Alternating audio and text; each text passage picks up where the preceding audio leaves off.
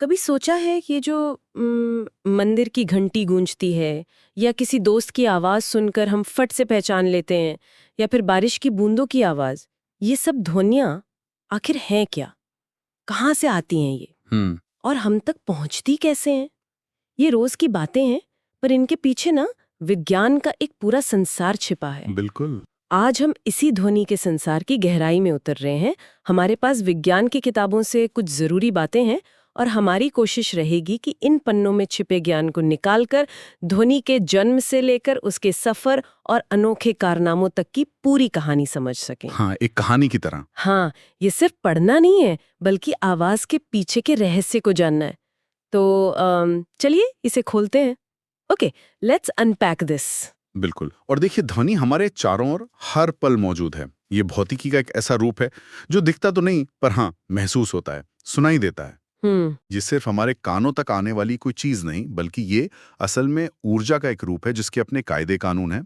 आज हम इसी आम सी लगने वाली पर असल में बेहद दिलचस्प घटना की परतें खोलेंगे। हाँ, ऊर्जा, ये बात सही है। जैसे रोशनी एक ऊर्जा है या किसी चलती हुई चीज में यांत्रिक ऊर्जा होती है, हम्म। ठीक वैसे ही ध्वनि भी ऊर्जा है। सही। और ऊर्जा का एक नियम हम सब जानते हैं, वो ना तो पैदा होती है ना खत्म होती है, बस अपना रूप बदलती है। हम्म। तो जैसे जब हम ताली बजाते हैं तो हमारे हाथों की यांत्रिक ऊर्जा वो ध्वनि ऊर्जा में बदल जाती है। एकदम सही। पर असल में ऐसा क्या होता है जिससे ये आवाज पैदा होती है? वो कौन सी हरकत है? इसका एक सीधा सा जवाब है कंपन, वाइब्रेशन। कंपन। हाँ, किसी भी आवाज की जड़ में कंपन ही है।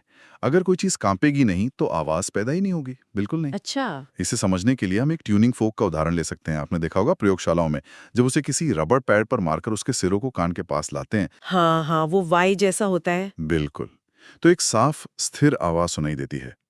और अगर आप उसी कांपते हुए फोर्क के सिरे को उंगली से छुएंगे ना, तो आपको वो थरथराहट महसूस होगी। हाँ, मैंने किया है ये। व्हाट्स फैसिनेटिंग हियर इज, अगर उसी कांपते हुए फोर्क को एक धागे से लटकी छोटी सी गेंद, मान लीजिए टेबल टेनिस की गेंद, उससे धीरे से छुआ दें, तो गेंद उछलकर दूर हट जाती है। अरे वाह।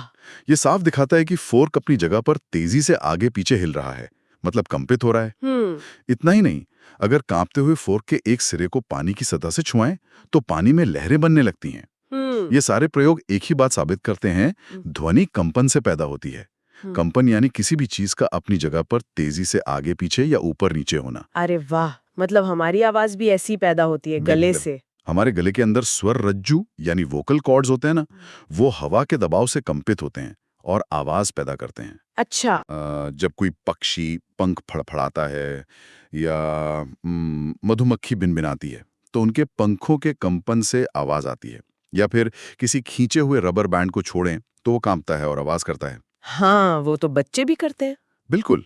सितार या गिटार का तार, तबले या ढोलक की झिल्ली, बांसुरी के अंदर हवा का स्तंभ, ये सब अलग अलग तरह से कंपित होकर ही संगीत पैदा करते हैं। ठीक है, तो ये समझ आ गया कि आवाज का जन्म कंपन से होता है, लेकिन ये पैदा होने के बाद हम तक पहुंचती कैसे? क्या इसे चलने के लिए किसी सहारे की जरूरत होती है? हाँ, बिल्कुल। ध्वनि को चलने के लिए एक माध्यम यानी मीडियम की जरूरत होती है। ये माध्यम ठोस हो सकता है, तरल हो सकता है या गैस, कुछ भी। जैसे हवा या पानी? हाँ, हवा, पानी, लकड़ी, धातु, इन सब में ध्वनि चल सकती है। अच्छा, इसीलिए शायद चांद पर आवाज नहीं सुनाई देती, क्योंकि वहां हवा नहीं है। एकदम सही पकड़ा। चांद पर वायुमंडल नहीं है, यानी कोई माध्यम नहीं है। इसलिए वहां आप कितना भी चिल्लाएं, किसी को सुनाई नहीं देगा। ध्वनि निर्वात में, मतलब वैक्यूम में, नहीं चल सकती। ये एक यांत्रिक तरंग है, मैकेनिकल वेव। इसे चलने के लिए पदार्थ के कणों की जरूरत होती है। पर ये चलती कैसे है माध्यम में? मेरा मतलब है, क्या हवा के कण खुद उड़कर हमारे कान तक आते हैं आवाज के साथ? नहीं नहीं, ये एक बहुत आम गलतफहमी है। हवा के कण या माध्यम के कण खुद चलकर स्रोत से कान तक नहीं जाते। वो बेचारे अपनी जगह पर ही बस आगे पीछे कंपन करते हैं। तो फिर आवाज आगे कैसे बढ़ती है? होता ये है कि जब ध्वनि स्रोत, मान लीजिए वो ट्यूनिंग फोकी, कंपित होता है, तो वो अपने संपर्क में आने वाले हवा के कणों को धक्का देता है। ये कण फिर अपने आगे वाले कणों को धक्का देते हैं और इस तरह ये धक्का या कह लें विक्षोभ आगे बढ़ता जाता है। अच्छा, जैसे मान लीजिए एक लाइन में बहुत सारे लोग खड़े हैं और पहले आदमी ने दूसरे को धक्का दिया, दूसरे ने तीसरे को, तो धक्का आखिर तक पहुंच जाता है, पर लोग अपनी जगह पर ही रहते हैं। कुछ वैसा। हाँ, बिल्कुल वैसा ही समझ सकते हैं। जब कंपित वस्तु आगे बढ़ती है तो वो अपने सामने की हवा को दबाती है, जिससे वहां कण पास पास आ जाते हैं और दबाव बढ़ जाता है। इस जगह को कहते हैं संपीड़न, कंप्रेशन, अंग्रेजी में सी लिखते हैं। संपीड़न मतलब दबना। ठीक है। और फिर जब वस्तु पीछे हटती है तो वहां थोड़ी जगह खाली होती है और कण दूर दूर हो जाते हैं, दबाव कम हो जाता है। इस जगह को कहते हैं वीरलन, रेयरफैक्शन, आर से दिखाते हैं। वीरलन मतलब फैलना। सी और आर। हाँ, वस्तु के लगातार कंपन करने से हवा में ये संपीड़न और विरलन की एक लहर सी बन जाती है, जो आगे बढ़ती जाती है। सी आर ऐसे। इसी लहर को हम ध्वनि तरंग कहते हैं। इसमें ऊर्जा आगे बढ़ रही है, कण नहीं। समझ गई। पर आपने कहा लहर, मैंने सुना है तरंगे भी अलग अलग तरह की होती हैं। हाँ, बिल्कुल होती हैं। ध्वनि तरंगे जो हैं वो अनुदैर्ध्य तरंगे होती हैं। अनुदैर्ध्य, ये क्या होता है? इसका मतलब है कि माध्यम के कण तरंग के चलने की दिशा में ही आगे पीछे कंपन करते हैं। मतलब जिस दिशा में लहर जा रही है, कण भी उसी दिशा में आगे पीछे हिल रहे हैं। अच्छा। जैसे एक स्लिंग की स्प्रिंग देखी आपने, उसे खींचकर एक सिरे से धक्का दें तो उसमें सिकुड़न यानी संपीड़न और फैलाव यानी विरलन आगे बढ़ते दिखते हैं, और स्प्रिंग का हर छल्ला अपनी जगह पर ही आगे पीछे होता है, लहर की दिशा में ही। हाँ, देखा है। दूसरी तरह की तरंगे होती हैं अनुप्रस्थ तरंगे। Transverse waves. उसमें कण तरंग की दिशा के लंबवत मतलब ऊपर नीचे कंपन करते हैं, जैसे तालाब में पत्थर फेंकने पर पानी की सतह पर बनने वाली लहरें, या रस्सी को हिलाने पर जो लहर बनती है। बिल्कुल। या प्रकाश की तरंगे, वो अनुप्रस्थ हैं, पर ध्वनि अनुदैर्ध्य है।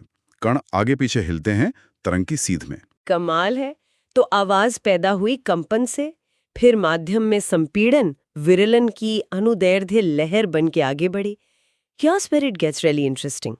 सोचिए अगर कोई संगीत बज रहा हो जिसमें बांसुरी भी हो और तबला भी। दोनों की आवाज हवा से चलकर हम तक पहुंचती है, शायद एक ही रफ्तार से, है ना? हाँ, एक ही माध्यम में गति समान रहेगी। फिर भी हम तुरंत पहचान लेते हैं कि ये बांसुरी की मीठी आवाज है और ये तबले की थाप। ऐसा कैसे होता है? हाँ, ये बहुत अच्छा सवाल है। ये इसलिए होता है क्योंकि ध्वनि के अपने कुछ खास गुण या कह लें लक्षण, कैरेक्टरिस्टिक्स होते हैं। ये गुण ही अलग अलग आवाजों को उनकी पहचान देते हैं। पहचान? हाँ, यही गुण तय करते हैं कि आवाज कितनी तेज है, कितनी पतली या मोटी है और सुनने में कैसी लगती है। मुख्य रूप से 3 गुण हैं: आवृत्ति, फ्रीक्वेंसी, आयाम, एम्पलीट्यूड, और एक और है गुणता, क्वालिटी और टिम्बर। गति भी एक महत्वपूर्ण पहलू है, पर वो तो माध्यम पे निर्भर करती है। आवृत्ति, फ्रीक्वेंसी, ये क्या होती है? आवृत्ति का मतलब है कि ध्वनि स्रोत 1 सेकंड में कितनी बार कंपन कर रहा है, या कह लें माध्यम का कोई कण 1 सेकंड में कितनी बार आगे पीछे हो रहा है। अच्छा, 1 सेकंड में कितनी बार कंपन हुआ? हाँ, इसे हर्ट्ज में मापा जाता है। एक वैज्ञानिक थे हेनरिक हर्ट्ज, उनके सम्मान में। आवृत्ति का सीधा संबंध ध्वनि के तारत्व यानी पिच से है। पिच मतलब आवाज का पतला या मोटा होना। हाँ। जैसे मच्छर की भिनभिनाहट बहुत पतली लगती है, हाई पिच, और शेर की धाड़ बहुत मोटी, लो पिच। बिल्कुल। ज्यादा आवृत्ति मतलब ज्यादा पिच, पतली या तीखी आवाज। कम आवृत्ति मतलब कम पिच, मोटी या भारी आवाज। जैसे गिटार के पतले तार की आवृत्ति ज्यादा होती है, मोटे तार की कम। अच्छा, और जैसे कार के हॉर्न की पिच वो गिटार से कम होगी? हाँ, आमतौर पर कम होती है। अच्छा, आवृत्ति से ही जुड़ा है आवर्तकाल, मतलब एक कंपन पूरा होने में कितना समय लगा। ये आवृत्ति का उल्टा होता है, T = 1/nu। ओके, तो आवृत्ति से पिच तय हुई। हाँ। और दूसरा गुण आपने बताया आयाम, एम्पलीट्यूड। हाँ, एम्पलीट्यूड। ये बताता है कि माध्यम के कण अपनी सामान्य स्थिति से कितना ज्यादा हटते हैं, मतलब कंपन कितना बड़ा है। कंपन कितना बड़ा है? हाँ, आयाम का सीधा संबंध ध्वनि की प्रबलता यानी लाउडनेस से है। लाउडनेस मतलब आवाज कितनी धीमी या तेज है। सही। ज्यादा आयाम मतलब ज्यादा लाउड आवाज, कम आयाम मतलब धीमी आवाज। जब हम किसी ढोल को जोर से पीटते हैं तो हम ज्यादा बल लगाते हैं। इससे झिल्ली का कंपन बड़ा होता है, यानी ज्यादा आयाम, और आवाज तेज आती है। और हल्के से थपथपाएं तो कंपन छोटा होता है, कम आयाम, और आवाज धीमी आती है। और हाँ, जैसे जैसे हम आवाज के स्रोत से दूर जाते हैं, आयाम और प्रबलता दोनों कम होते जाते हैं। ठीक है। तो पिच पतला मोटा आवृत्ति से तय होती है और लाउडनेस धीमा तेज आयाम से। लेकिन मेरा वो सवाल अभी भी है, बांसुरी और तबले में फर्क कैसे पता चलता है, अगर मान लीजिए उनकी पिच और लाउडनेस एक जैसी भी हो? हाँ, उसके लिए है तीसरा गुण, गुणता या टिम्बर। टिम्बर। टिम्बर ये वो गुण हैं जो हमें समान पिच और लाउडनेस वाली दो अलग-अलग आवाजों में फर्क करने में मदद करता है। हर वाद्य यंत्र या हर व्यक्ति की आवाज का अपना एक अनूठा टिम्बर होता है। ये क्यों होता है? ऐसा इसलिए होता है क्योंकि ज्यादातर आवाजें किसी एक अकेली आवृत्ति की नहीं होती। अकेली आवृत्ति वाली आवाज को स्वर या टोन कहते हैं, पर जो आवाजें हम सुनते हैं वो कई सारी आवृत्तियों का मिश्रण होती हैं। इसे स्वरक या नोट कहते हैं। अच्छा, मिक्स होती हैं। हाँ, इन मिलीजुली आवृत्तियों का मिश्रण और उनकी प्रबलता का अनुपात ही ध्वनि की गुणता तय करता है। इसी वजह से बांसुरी और तबले की आवाज अलग लगती है। जो आवाज सुनने में कानों को अच्छी लगती है, जैसे संगीत, उसकी गुणता अच्छी मानी जाती है, और जो सुनने में अप्रिय लगे वो शोर, नॉइस कहलाता है। अच्छा, तो आवृत्ति, आयाम और गुणता, ये तीनों मिलकर किसी भी आवाज की पूरी पहचान बनाते हैं। अब ये बताइए, जब आवाज चलती है तो क्या वो हमेशा सीधी ही चलती जाती है या कहीं टकराती भी है? ध्वनि वैसे तो सीधी रेखा में चलती है, लेकिन रास्ते में अगर कोई बड़ी कठोर सतह आ जाए, जैसे दीवार, पहाड़ या कोई बड़ी इमारत, तो वो उससे टकराकर वापस लौट आती है। जैसे गेंद दीवार से टकराकर वापस आती है। बिल्कुल वैसा ही। इसे ध्वनि का परावर्तन कहते हैं। और क्या इसके भी कोई नियम है, जैसे लाइट के रिफ्लेक्शन के होते हैं? हाँ, बिल्कुल। ध्वनि भी परावर्तन के उन्हीं दो नियमों का पालन करती है जो प्रकाश करता है। पहला, आने वाली ध्वनि तरंग, लौटने वाली ध्वनि तरंग और सतह पर जो अभिलंब होता है, वो तीनों एक ही तल में होते हैं। ओके। और दूसरा, आपतन कोण, आने वाली तरंग का अभिलंब से कोण, और परावर्तन कोण, लौटने वाली तरंग का अभिलंब से कोण बराबर होते हैं। इसे एक प्रयोग से भी देख सकते हैं। दो पाइप लेकर एक दीवार के सामने ऐसे रखें कि एक पाइप से भेजी गई घड़ी की टिक टिक की आवाज दीवार से टकराकर दूसरे पाइप में सुनाई दे। आवाज सबसे साफ तभी सुनाई देगी जब दोनों पाइप दीवार के साथ बराबर कोण बनाएंगे। इसी परावर्तन से ही तो वो होता है ना, जिसे हम गूंज या प्रतिध्वनि कहते हैं। जैसे पहाड़ों में या बड़े खाली कमरों में चिल्लाने पर अपनी ही आवाज थोड़ी देर बाद वापस सुनाई देती है। बिल्कुल सही। प्रतिध्वनि ध्वनि के परावर्तन का ही नतीजा है।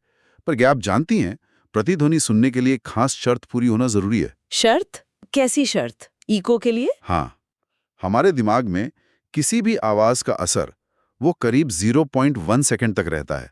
इसे ध्वनि का स्थायित्व कहते हैं। अच्छा, 0.1 सेकंड तक। हाँ, इसलिए अगर हम मूल आवाज और टकराकर लौटी आवाज यानी प्रतिध्वनि को अलग-अलग सुनना चाहते हैं, तो दोनों के बीच कम से कम 0.1 सेकंड का फासला होना चाहिए। अच्छा, तो इसका दूरी से क्या लेना देना? है ना? मान लीजिए हवा में ध्वनि की गति लगभग 344 मीटर्स प्रति सेकंड है। ये तापमान पर निर्भर करती है, करीब 22 डिग्री सेल्सियस पर इतनी होती है। ठीक है, 344 मीटर्स एक सेकंड में। तो 0.1 सेकंड में ध्वनि कितनी दूर जाएगी? 344 गुणा 0.1 यानी 34.4 मीटर्स। 34.4 मीटर्स? हाँ, पर यह दूरी आवाज के जाने और टकराकर वापस आने की कुल दूरी है। ओह, आने जाने की। हाँ, इसका मतलब है कि आवाज पैदा करने वाले स्रोत और टकराने वाली सतह, जैसे दीवार या पहाड़ के बीच, कम से कम इसकी आधी दूरी होनी चाहिए, यानी करीब 17.2 मीटर। 17.2 मीटर कम से कम? हाँ, कम से कम। तभी आपको अपनी आवाज की गूंज साफ सुनाई देगी। अगर दूरी इससे कम होगी तो लौटी हुई आवाज मूल आवाज में ही मिल जाएगी, अलग से नहीं सुनाई देगी। अरे वाह, ये तो मैंने कभी सोचा ही नहीं था कि दूरी की भी शर्त है। और कभी-कभी लगता है जैसे आवाज बार-बार गूंज रही हो, एक के बाद एक। हाँ, ऐसा तब होता है जब आवाज कई सतहों से बार-बार टकराती है। इसे कहते हैं बहुल परावर्तन, मल्टीपल रिफ्लेक्शंस। जैसे बादलों की गड़गड़ाहट का देर तक गूंजते रहना, उसमें आवाज बादलों और जमीन के बीच बार-बार टकराती रहती है। अच्छा। इसी तरह बड़े हॉल या ऑडिटोरियम में भी आवाज दीवारों, छत, फर्श से बार-बार टकराती रहती है। अगर ये गूंज ज्यादा देर तक बनी रहे, मतलब आवाज खत्म होने के बाद भी सुनाई देती रहे, तो उसे अनुरणन कहते हैं। अनुरणन? इससे तो आवाज साफ सुनाई नहीं देती होगी, सब मिक्स हो जाता होगा। हाँ, बिल्कुल। अगर अनुरणन ज्यादा हो तो भाषण या संगीत साफ सुनाई नहीं देता। तो फिर बड़े हॉल वगैरह में इस गूंज को कम कैसे करते? इसके लिए हॉल की दीवारों और छतों पर ऐसे पदार्थ लगाए जाते हैं जो आवाज को सोख लें, साउंड एब्जॉर्बेंट मटेरियल, जैसे मोटे पर्दे, खुरदुरा प्लास्टर या कंप्रेस्ड फाइबर बोर्ड। सीटों के गद्दे भी ऐसे बनाए जाते हैं जो आवाज को सोखें। ये सब ध्वनिकी का हिस्सा है, मतलब जगह को ऐसा बनाना कि आवाज का अनुभव अच्छा हो। समझ गए। पर इस परावर्तन का कोई अच्छा इस्तेमाल भी तो होता होगा, फायदे वाला। बिल्कुल, ध्वनि के बहुल परावर्तन के कई बहुत उपयोगी इस्तेमाल हैं, जैसे मेगाफोन या लाउडस्पीकर या फिर शहनाई या तुरही जैसे वाद्य यंत्र। हाँ, उनका आगे का हिस्सा कीप जैसा चौड़ा होता है। सही। इससे आवाज स्रोत से निकलने के बाद अंदर ही अंदर बार बार टकराकर एक खास दिशा में केंद्रित हो जाती है। वो फैलती नहीं, सीधी जाती है। इससे आवाज तेज और दूर तक सुनाई देती है। और वो डॉक्टर का स्टेथोस्कोप, उसमें भी ऐसा ही कुछ होता है? हाँ, स्टेथोस्कोप भी इसी सिद्धांत पर काम करता है। दिल की धड़कन या फेफड़ों की जो कमजोर आवाज होती है, वो ट्यूब के अंदर बार बार परावर्तित होकर डॉक्टर के कानों तक पहुंचती है। अच्छा। इसके अलावा आपने देखा होगा, कॉन्सर्ट हॉल या सिनेमा हॉल की छतें अक्सर घुमावदार बनाई जाती हैं। हाँ, क्यों? ताकि आवाज टकराकर हॉल के हर कोने तक बराबर फैले, कहीं कम कहीं ज्यादा ना हो, सब तक एक जैसी पहुंचे। अद्भुत। ध्वनि के कितने रूप और कितने खेल हैं। पर एक सवाल और, क्या हम हर तरह की आवाज सुन सकते हैं, या कोई ऐसी आवाजें भी हैं जो हमारे आसपास मौजूद तो हैं पर हमें सुनाई नहीं देती? हाँ, ये भी एक दिलचस्प पहलू है। मनुष्य के सुनने की एक सीमा है। एक औसत स्वस्थ इंसान लगभग 20 हर्ट्ज से लेकर 20,000 हर्ट्ज या 20 किलोहर्ट्ज तक की आवृत्ति वाली आवाजें ही सुन सकता है। 20 से 20,000 हर्ट्ज। जी, इसे हमारी श्रव्य परास कहते हैं। Audible range. ऑडिबल रेंज में। बिल्कुल। तो मतलब 20 हर्ट्ज से कम या 20,000 हर्ट्ज से ज्यादा वाली नहीं सुन सकते। नहीं, 20 हर्ट्ज से कम आवृत्ति वाली आवाजों को अवश्रव्य ध्वनि कहते हैं। इंफ्रासाउंड। इंफ्रासाउंड। जैसे धरती के अंदर की गड़गड़ाहट या हाथी और वेल जैसे कुछ बड़े जानवरों की आवाजें। कहते हैं भूकंप आने से पहले भी इंफ्रासाउंड पैदा होती है, जिसे शायद कुछ जानवर महसूस कर लेते हैं और बेचैन हो जाते हैं। ओ, और 20,000 हर्ट्ज से ज्यादा वाली? उन्हें कहते हैं पराश्रव्य ध्वनि, अल्ट्रासाउंड। अल्ट्रासाउंड, ये तो सुना है। हाँ, चंबालेट रात में रास्ता खोजने और शिकार पकड़ने के लिए अल्ट्रासाउंड का ही इस्तेमाल करते हैं। वो अल्ट्रासाउंड निकालते हैं जो चीजों से टकराकर वापस आती है, और उस गूंज को सुनकर वो अपने आसपास का नक्शा बना लेते हैं अंधेरे में भी। कमाल है। डॉल्फिन भी ऐसा ही करती हैं। कुत्ते भी कुछ हद तक अल्ट्रासाउंड सुन सकते हैं। इसीलिए कुत्तों वाली सीटी की आवाज हमें नहीं सुनाई देती, पर उन्हें सुनाई दे जाती है। मतलब हमारे आसपास आवाजों की एक पूरी अनदेखी अनसुनी दुनिया मौजूद है। बिल्कुल। और हाँ, जिन लोगों को सुनने में परेशानी होती है, उनके लिए श्रवण सहायक यंत्र होते हैं, हियरिंग एड्स। वो आवाज को पकड़कर उसे बढ़ाकर एम्पलीफाई करके कान तक पहुंचाते हैं ताकि सुनाई दे सके। ये अल्ट्रासाउंड वाली बात बड़ी रोचक लगी। क्या इसका इस्तेमाल सिर्फ जानवर ही करते हैं या हम इंसान भी करते हैं? नहीं, अल्ट्रासाउंड का इस्तेमाल हम इंसानों ने भी कई कमाल के कामों के लिए करना सीख लिया है, क्योंकि इनकी आवृत्ति बहुत ज्यादा होती है। ये ऊर्जा काफी ज्यादा ले जा सकती हैं और बहुत सीधी रेखा में चलती हैं, बिना ज्यादा फैले या मुड़े। अच्छा, जैसे कि क्या करते हैं इससे? जैसे कि बहुत मुश्किल जगहों की सफाई करने में।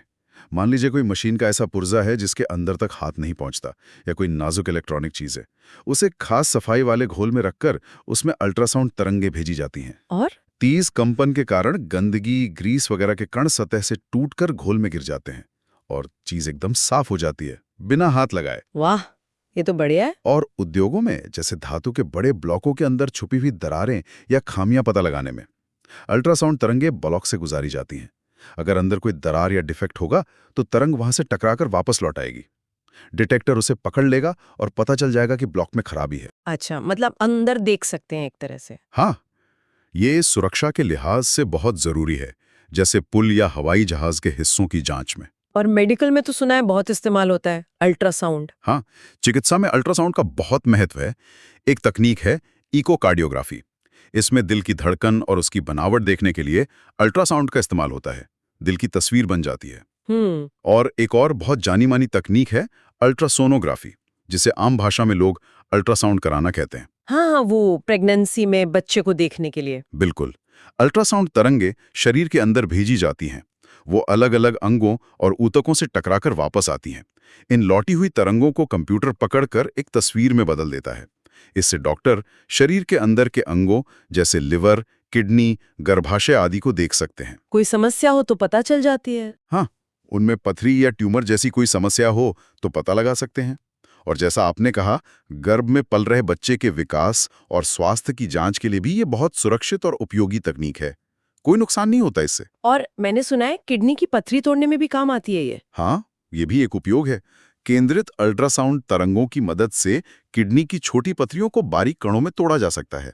फिर वो कण आसानी से पेशाब के रास्ते बाहर निकल जाते हैं, बिना ऑपरेशन के। सच में कमाल है। आवाज, जिसे हम सिर्फ सुनने की चीज समझते थे, उसके कितने आयाम हैं, कितनी सारी बातें जुड़ी हैं इससे। बिल्कुल, कंपन से पैदा होकर तरंग बनकर हवा में नाचती हुई, चीजों से टकराकर लौटती हुई, हमें अलग अलग एहसास कराती हुई, और यहाँ तक कि हमारे शरीर के अंदर झांकने और इलाज करने में मदद करती हुई। ध्वनि की ये कहानी वाकई अद्भुत है। तो आज हमने ध्वनि के इस पूरे सफर को देखा, कैसे वो कंपन से जन्म लेती है, कैसे तरंग बनकर चलती है, कैसे आवृत्ति, आयाम और गुणता उसे पहचान देते हैं, कैसे वो टकराती और गूंजती है, हमारे सुनने की सीमा क्या है, और उस सीमा से परे इंफ्रासाउंड और अल्ट्रासाउंड की दुनिया कितनी उपयोगी है। So what does this all mean? इन सब बातों का निचोड़ क्या है? निचोड़ यही है कि ध्वनि सिर्फ एक संवेदन या एहसास नहीं, बल्कि भौतिकी के कई गहरे सिद्धांतों का जीता जागता रूप है। यह हमें बताती है कि ऊर्जा कैसे काम करती है, तरंगे कैसे चलती हैं, और कैसे प्रकृति ने और हमने इन सिद्धांतों का इस्तेमाल करके अनोखी चीजें संभव की हैं। हमारे आसपास का विज्ञान है ये। This raises an important question. अब जाते जाते हमारे श्रोताओं के लिए एक सवाल छोड़ जाते हैं, जो हमारी आज की चर्चा पर ही आधारित है। हमने बात की कि प्रतिध्वनि सुनने के लिए स्रोत और सतह के बीच कम से कम 17.2 मीटर की दूरी होनी चाहिए, लगभग 22 डिग्री सेल्सियस तापमान पर। हाँ, लेकिन हमने ये भी जाना कि तापमान बढ़ने पर हवा में ध्वनि की गति बढ़ जाती है। हाँ, ये भी बताया था आपने। तो सोचिए, अगर दिन बहुत गर्म हो, तापमान ज्यादा हो, तो क्या प्रतिध्वनि सुनने के लिए ये न्यूनतम दूरी 17.2 मीटर ही रहेगी, या कम हो जाएगी, या ज्यादा? सोचने वाली बात है। गति बढ़ेगी तो? हाँ, ये हमें सोचने पर मजबूर करता है कि कैसे प्रकृति के नियम एक दूसरे से जुड़े हैं।